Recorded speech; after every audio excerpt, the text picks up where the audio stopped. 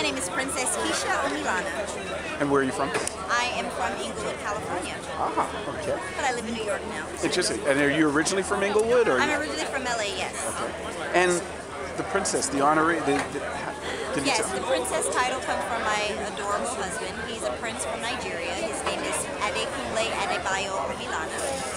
And I married him, and therefore I'm a princess. Ah, well, I thought you were a princess before you married him, but... Well, in my mind, of course. Okay. But now it's official. Ah, and how did you come to this, this event? Well, I'm on the committee board for Diversity Affluence Brunch. Andrea and I are both friends and colleagues. She also helps me with my acting and modeling career as well as hosting. That's what I do, model, actress, and host. And last year was our first year for Diversity Affluence. She has a board of members, about maybe 8 of us, and we all chip in and make sure that we use our resources and our connections with different friends in very high places doing wonderful, fabulous things to help her, to put her vision forward, to honor those that are doing great things in diversity. Awesome. Can you speak to any particular challenges that you've experienced in your lifetime that now, as a result of just your involvement, you've been able to see change? Well, in my personal experience, being from the modeling, fashion world and acting world, where it's very white and very, I don't want to say anti-black, but they really don't use a lot of diversity on the runway. We'll just say it that way.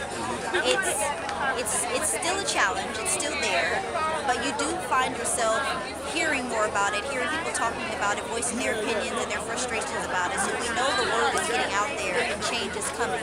It may not be where we want it to be or where I personally would like it to be, but it's heading in the right direction. Awesome. Now, from the standpoint, would you say that there is any level, how slight, of misogyny within that industry, within fashion and modeling? It's coming. I would say that it's slight as in, is it getting better? Is that what you're asking? Well, I mean, as in how minimal, or did it exist? Oh, it definitely, diversity there in the beginning. Well, when I say beginning, I won't say in the beginning. I will say maybe in the late 60s, early, all throughout the 70s, and the beginning of the 80s, it was much more diversity on the runway than it is today, which is kind of scary because it's like we're going backwards instead of moving forward. Why do you think that is?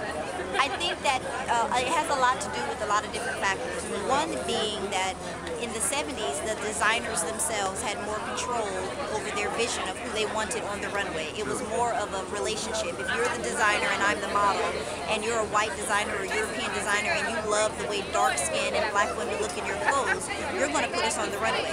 And if anyone has a problem with it, because you are who you are and you have leverage, you can say to Vogue magazine and Elle and W and Bazaar, hey, if you don't put Naomi and Pat Cleveland and Deborah Shar and Beverly Johnson and Iman on the runway, I'm pulling my advertisement out of your magazine.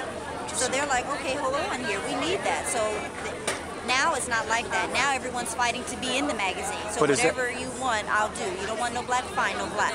So I think it has a lot to do with that as well. Is another contributing factor the amount of persons of color that are actually designers?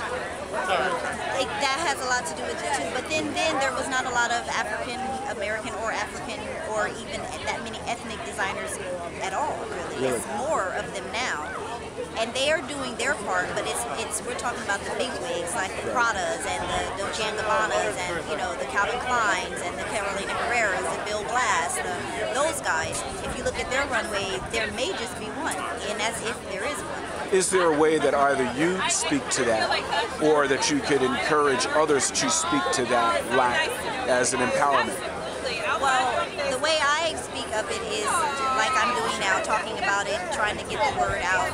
Obviously, Beth Ann Hardison does a lot with doing a lot of forums and getting people together to talk about it, to hear about it. She actually is doing a documentary about it, and which should be coming out within a couple of months. So the word is definitely out there. We're all aware of it. At the end of the day, if it's not hurting them financially, they're not going to change.